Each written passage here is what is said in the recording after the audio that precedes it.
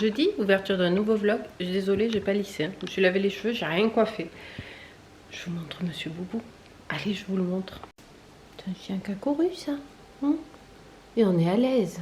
Oh oui, on est à l'aise dans cette maison. On peut dire ça. On peut dire que Monsieur Boubou, il est à l'aise. C'est dur la vie, mon chien. Donc, c'est l'heure de faire à manger. Il est midi moins le quart. J'ai des ravioles, donc je fais un petit gratin de ravioles. Je savais pas avec quoi le faire. Il me reste du caviar d'aubergine, donc je vais mélanger du caviar d'aubergine avec un petit peu de crème légère et je vais mettre un petit peu de bleu et je vais faire gratiner ça avec les ravioles. Je pense que ça va être bon. Je vous montre. Voilà, donc ici on a le caviar d'aubergine. Ici à côté de moi on a Monsieur Boubou qui s'est réveillé. Il est là. Voilà. Je vais mélanger un petit peu de crème liquide avec pour que ça fasse un peu de jus. Ah ben il va falloir que j'en ouvre un autre, il n'y a plus rien dans celui-là. Je sais même pas si j'en ai d'autres. Ou du lait peut-être. Je vais voir. Oui, du lait, je crois qu'il me reste du lait. Non, je vais mettre de la crème, ça sera quand même meilleur. Hop. Je vais chercher un autre pot, je reviens. Voilà, j'ai trouvé. Je crois que j'en avais plus, mais si, il y en a encore deux pots. Il faudra que j'en achète. Hop. Voilà. J'ai jamais fait, hein. On va voir ce que ça donne. Mais je pense que ça va être bon. Voilà, comme ça, ça fait une sauce un peu plus liquide. Voilà, bah écoutez, je vais mettre mes ravioles dans un plat, mélanger avec ça, faire un peu façon lasagne, quelques petites tranchettes de bleu et ça partira en cuisson. Bon voilà, j'ai tout apporté. Je vais mettre un petit peu de crème, hop, au fond du plat et c'est parti. Donc avec, j'ai pris un petit plat hein, qui va, oups c'est flou, voilà, qui va dans mon Ninja. De toute façon on n'est que deux et en plus on a des restes, donc hop, je positionne les ravioles un peu comme je peux. Je vais venir mettre mon mélange de caviar d'aubergine crème, voilà, et quelques petits morceaux de fromage bleu. Vous pouvez mettre un autre fromage hein, si vous n'aimez pas le bleu, Bérénice par exemple. Voilà, et je continue à faire des petits étages.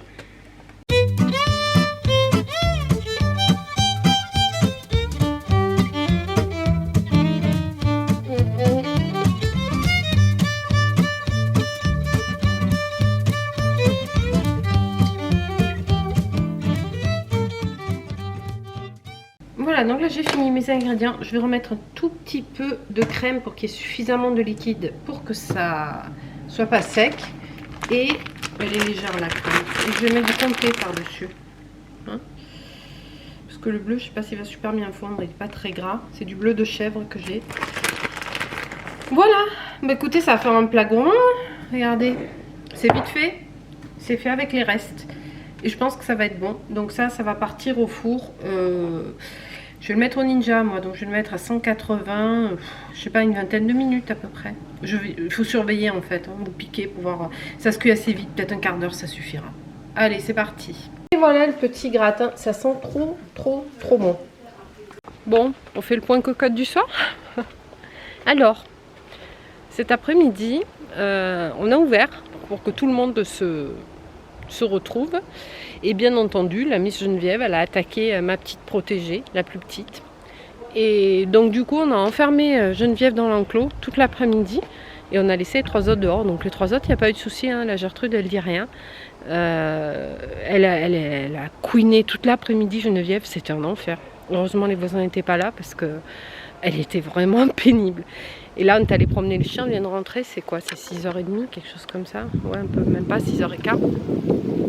Du coup, on avait mis avant de partir Geneviève de notre côté, là, parce qu'elle n'en pouvait plus dans l'enclos. Et là, on l'a remis, et je vais vous les montrer. Chacun fait sa vie de son côté. Donc, j'espère que ça va s'arranger, parce que c'est un peu stressant de l'avoir l'attaquer comme ça. Donc là, on a la teigne, Geneviève, qui bouffe des graines, tranquillou, qui ressemble à rien, parce qu'elle n'a toujours pas refait ses plumes. Là, on a la Miss Gertrude qui fait sa life, elle. Hein, elle cherche pas la merde, elle, ça va. Hein, t'es embêtée Geneviève, juste. C'est vraiment bizarre, ces poules. On a la petite qui n'est pas encore baptisée, mais merci pour toutes vos suggestions. Je vais en parler à mon chéri ce soir. Et puis, il va falloir qu'on prenne une décision. Vous avez vu comme elle est belle avec cette grande queue. Elle est toute petite. Je ne sais pas si on se rend compte à la vidéo, mais par aux autres, elle est trop petite. franchement, elle fait la peine. Oh ma puce. Voilà. Et juste là, on a l'autre. Elle qui est super grosse par contre. Elle est magnifique. Toutes ces couleurs et tout. Hop, hop, hop. La petite toune et la grosse. Si elles se mettent ensemble, vous verrez là, elle est en premier plan. Donc on ne se rend peut-être pas bien compte à la caméra. Mais elles ont été heureuses cet après-midi, les deux là. Elles n'ont pas arrêté de gratter, de picorer, de manger de l'herbe. Je pense que c'est un peu une découverte pour elles. Comme elle est belle avec son cou roux, puis le marron et le noir de la queue, enfin le marron foncé. Je la trouve magnifique. Et la plus grande. Elle cherche pas. Elle se gonfle un peu s'il y en a une qui vient un peu l'attaquer. Et elle essaie d'impressionner avec sa taille, mais je pense qu'elle peut pas faire grand chose de plus. De belle ma fille avec sa petite crête toute tordue. Et elle est là, elle piquant. Voilà. Franchement, elles sont bien. J'espère qu'elles vont s'entendre les quatre. Franchement, c'est... Hop, on va avoir un caca en direct, non? Non, c'est le vent. C'est pas que ça fait ça. Il y a le trou de balle qui s'ouvre et un gros caca qui sort. Mais non. Voilà. Vendredi, 8h. Ça y est, c'est la balade du boubou. Je vous prends pour une fois. Ça fait longtemps que je ne vous ai pas pris en promenade. Part un peu plus tard. J'ai fait mon sport ce matin. Mon mari est parti tôt. Donc, j'ai fait mon elliptique, j'ai fait mes haltères, tout ça. Les poupoules, bon, ça a été la nuit. La nuit, ça va. Je vais aller les ouvrir au jour, quoi. Puis je suis restée un petit peu parce qu'il ne faisait pas non plus grand jour. C'est un peu couvert aujourd'hui. Il a plu un peu hier soir. Et j'ai laissé comme hier les deux nouvelles. Il allait bouffer de merde. Je l'ai arrêté au dernier moment. J'ai laissé les deux nouvelles dans l'enclos. J'ai sorti les deux autres. Et puis on va voir, quand je rentre, je vais essayer de laisser tout le monde gambader dans le jardin ensemble, en espérant que ça se passe bien. C'est compliqué, hein, l'intégration, punaise. En plus, c'est la toute petite qui se fait tabasser. Peu cher. Voilà, donc j'ai noté tous les noms que vous m'avez suggérés. J'adore, hein. En fait, il faudrait qu'on ait un cheptel de... Fais gaffe parce qu'il cherche à bouffer des merdes. Là. Je le connais. Il faudrait qu'on ait un cheptel de 50 poules, je crois. Si on pouvait. Mais bon, c'est compliqué après quand il faut les soigner. Hein. Les animaux, il faut les assumer. Hein. Donc bon, après si elles tombent toutes malades ensemble, on n'aura pas les moyens. Donc on va s'en tenir à 4. Et puis on n'a pas assez de place en plus. Et donc c'est pas moi qui vais choisir, c'est mon chéri. Je vais faire la liste et ce soir, je vais lui montrer tout ce qui va arriver encore peut-être aujourd'hui. Et je vous dirai donc certainement dans ce vlog ce qu'il a décidé. J'ai décidé que c'était lui qui choisirait. Il ne sera pas influencé par quoi que ce soit. Voilà. Sinon, le petit gratin de ravioles, là, c'était bon. C'était très très bon. On s'est régalé, on l'a quasiment fini. Donc je ne sais pas ce que je vais faire aujourd'hui. Je vous prendrai peut-être, selon ce que je fais, si je fais quelque chose qui vaut la peine que je vous montre. Et voilà. Bon, allez, je vais m'activer, ranger la caméra. On va faire le tour. Et après, on attaque la journée de boulot. C'est parti. J'espère que vous allez bien. Allez, à tout à l'heure. On se retrouve dans l'après-midi. Je crois que je vous ai pris ce matin quand j'ai promené Boubou. Mais écoutez, j'ai raccroché, non, j'ai coupé la vidéo. Il s'est mis à tirer comme un âne, alors qu'il a bien vu qu'on partait promener. Hein. Je vous ai parlé, on marchait quoi. Puis j'étais pas. Il reconnaît normalement, c'est les mêmes tenues. Hein. Je mets la tenue de sport le matin, puisqu'après de toute façon quand je vais marcher, j'enchaîne avec mon renforcement musculaire. Mais jusqu'à présent, il faisait la différence entre on va marcher, on va courir. Mais là, il a dû se dire non, il devait avoir envie de courir. Je sais pas, de tirer comme un âne. Donc il s'est mis à tirer comme un âne. J'ai dit bon, ben, je vais trottiner. Et au final, on a fait plus de la moitié de la promenade en courant. Je me suis arrêtée sur la fin de la promenade parce que j'ai reçu un coup de fil et il fallait que je réponde. Mais bon, bah, du coup, ça s'est passé un petit peu plus vite. Lui, s'est bien dépensé. Il voulait même pas rentrer. Hein, parce qu'on fait, en fait, on part de la maison, on fait comme ça, puis on fait un tour comme ça, hop, et on reprend le chemin pour rentrer à la maison. Et quand on court, des fois, on fait 2 ou 3 fois le petit tour, là. Ben, il repartait. J'ai dit non, non, à droite. Ils m'ont regardé. Ah, non, attends, on va faire encore un tour. Moi j'avais pas envie, c'était pas jour de footing. Bref, donc j'ai couru un petit peu ce matin avec Boubou, après vous avoir pris. Et puis après tout s'est enchaîné, le boulot, le ménage. Je vous ai pas pris à midi pour le repas. Qu'est-ce que j'ai fait à midi? Ah, j'ai fait des steaks que j'avais pris chez Lidl, là, les steaks végétaux, très très bons. Mon mari m'a dit, mais qu'est-ce que c'est bon ça? Avec une salade, on a fini les raviolis hier. On a goûté le crumble, oh là là, qu'est-ce que c'est bon. Je vous aurais certainement mis la recette avant ce vlog, le crumble avec un peu version granola sur le dessus. Les noix avec, c'est juste top. Franchement, c'était trop bon. Je pense la prochaine fois, peut-être mettre des brisures de spéculoos, je sais pas. Du coup, c'est un peu moins healthy si on fait ça. Mais bon, on on s'en fout. Hein. Voilà, et voilà, et j'avais eu pas mal de boulot ce matin. Je me suis dit que j'aurais pas de boulot, souvent le vendredi c'est plus calme. J'en ai eu, donc tant mieux. Et il y a la batterie qui clignote, donc je change ça tout de suite. La balle neuve. Donc là, oui, je voulais vous prendre parce que hier soir, je voulais vous parler, je ne sais pas si vous l'avez vu, du reportage sur l'ascension de l'Everest d'Inoxtag.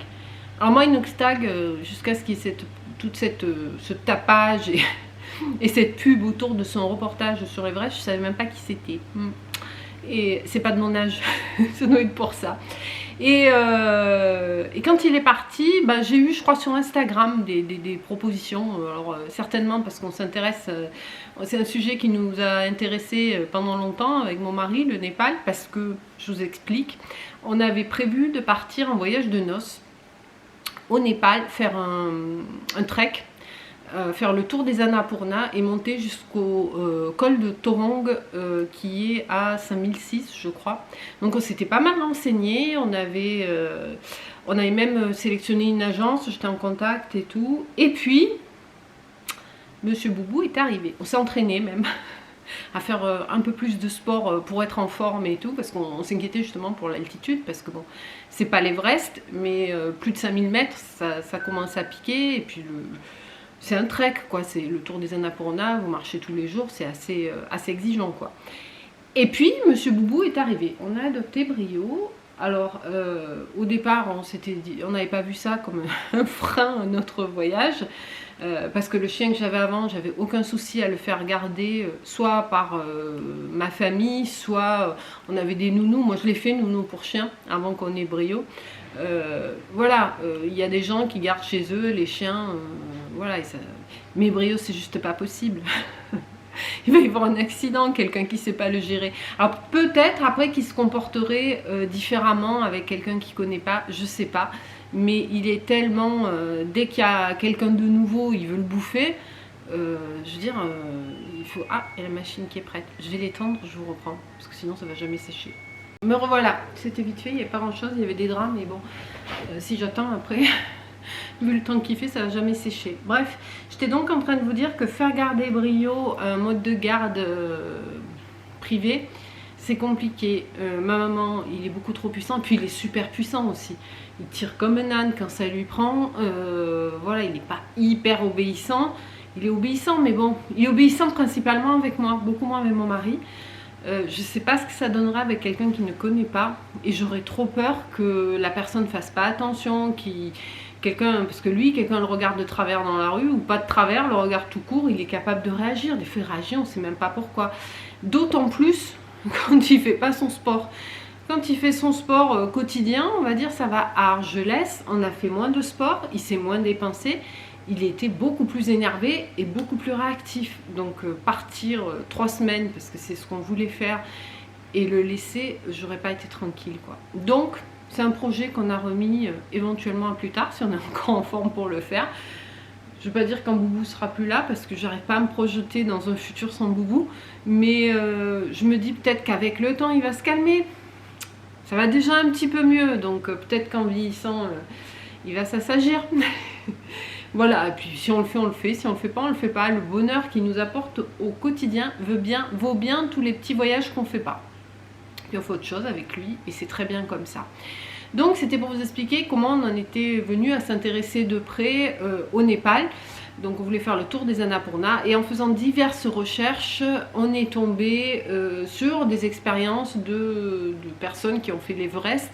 Alors on n'a jamais eu en tête de faire l'Everest, hein, soyons clairs, mais ça nous intéressait, ça nous fascinait. Donc on a regardé des reportages, on avait vu, on a lu pas mal de livres aussi, sur pas que l'Everest, sur le K2 je crois, et le Nanga Parbat, notamment le livre, je vous le conseille, d'Elisabeth Revolt qui s'appelle Vivre.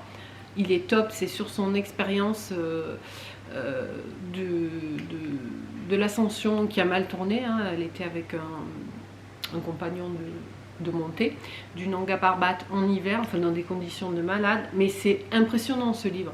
Bon, lui il y est resté malheureusement.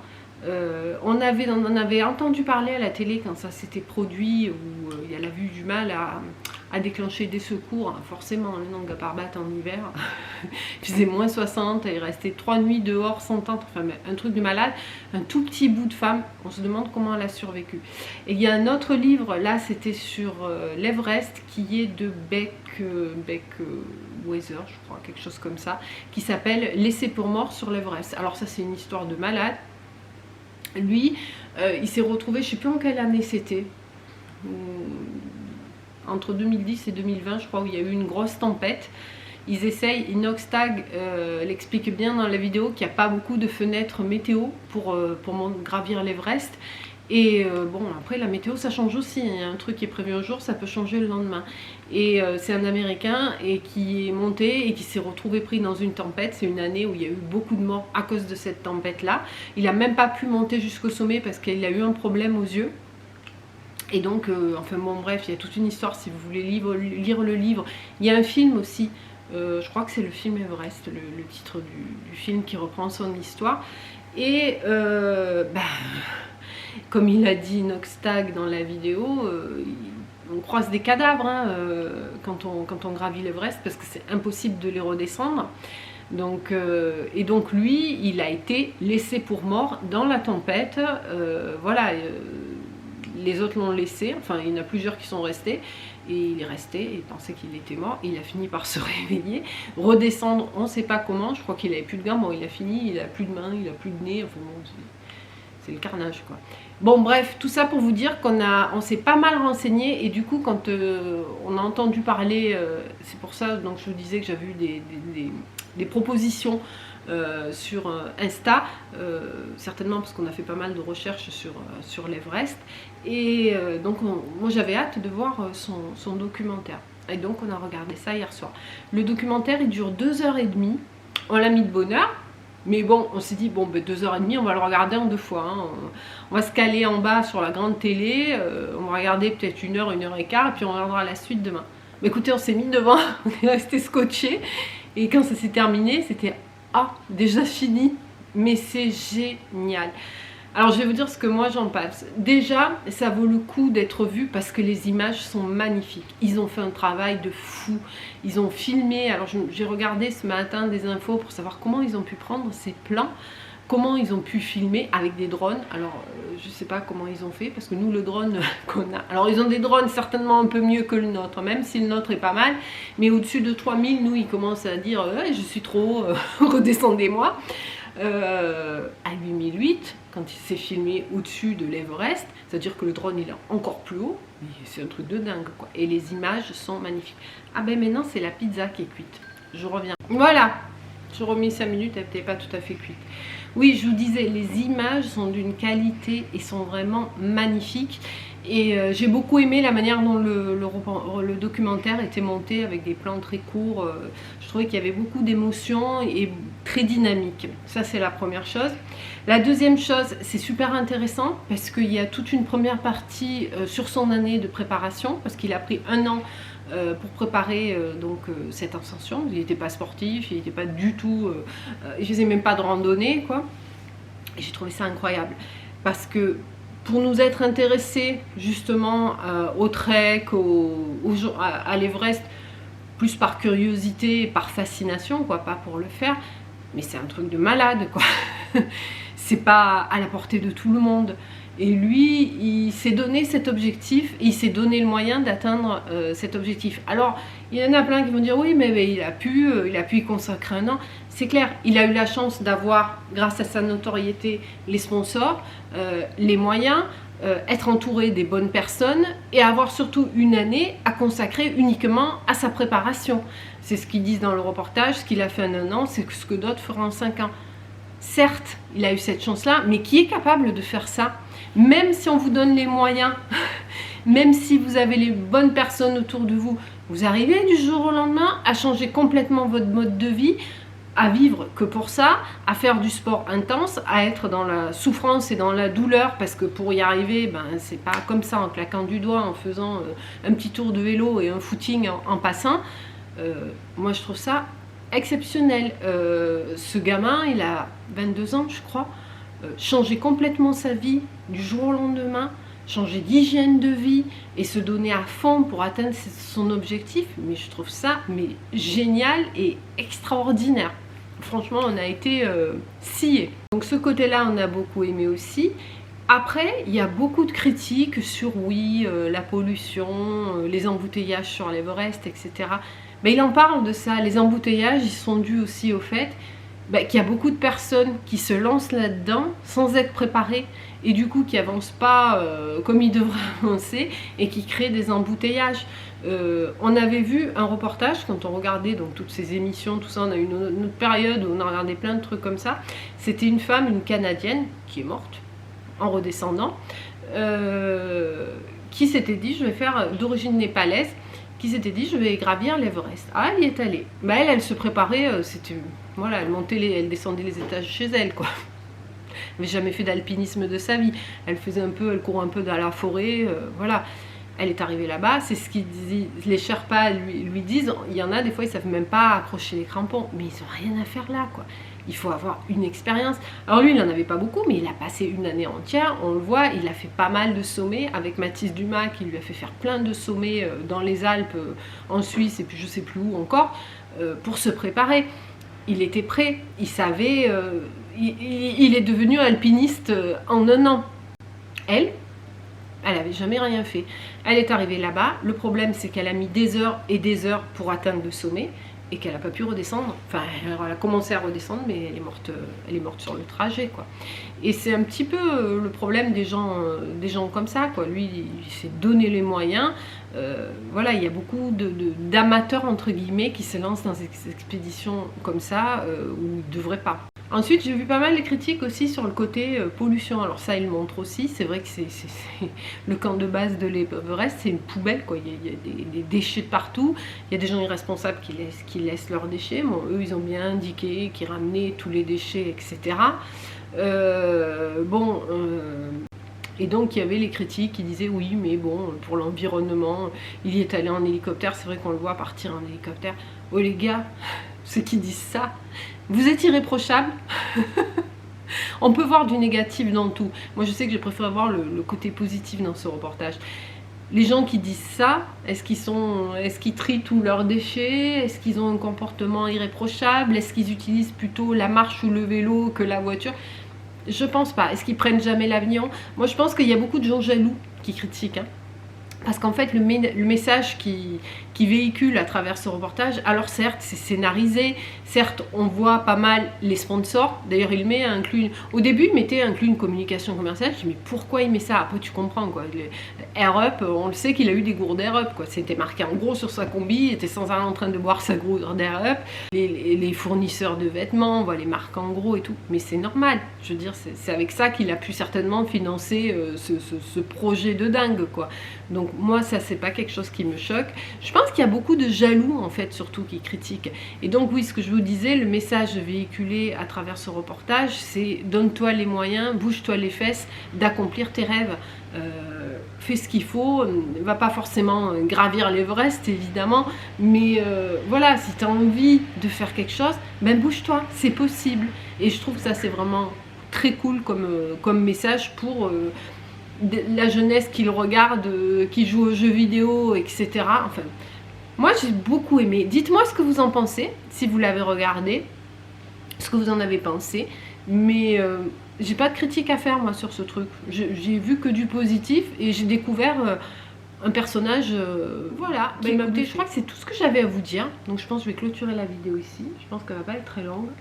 Je verrai, si elle n'est pas assez longue, ben, je continuerai un petit peu demain, mais je pense que ça va suffire. Le point cocotte du jour, c'est compliqué quand on les couche, je crois que je vous l'ai dit ce matin. Là, quand je suis rentrée, j'ai ouvert. Ça va à peu près. Disons qu'il y a les 2 nouvelles qui sont dans un coin, les 2 anciens qui sont dans une autre. Je pense que les 2 nouvelles, elles n'ont pas accès sous la haie. Ça, c'est le Graal, aller se percher sous la haie. Je pense pas, elles se sont pas trop approchées, elles restent beaucoup autour de l'enclos. Voilà, j'ai intercepté la Geneviève qui a piqué encore 2 fois la plus petite, mais ça a l'air de se calmer. Voilà. Et sinon, on va trouver une solution assez rapidement pour mettre une autre cabane, un autre couchage, on va dire, pour que les deux autres puissent aller se coucher sans stress le soir, avant de voir après si ça s'arrange et si elles peuvent toutes dormir ensemble, parce que l'hiver elles aiment bien dormir les unes contre les autres pour se tenir chaud. Donc voilà, bah écoutez, sur ce, je vais vous souhaiter une bonne journée, une bonne soirée, une bonne matinée, un bon appétit si vous allez passer à table. J'espère que tout va bien chez vous. Et je vous dis quoi? Je vous dis à bientôt dans une prochaine vidéo. Portez-vous bien. Ciao!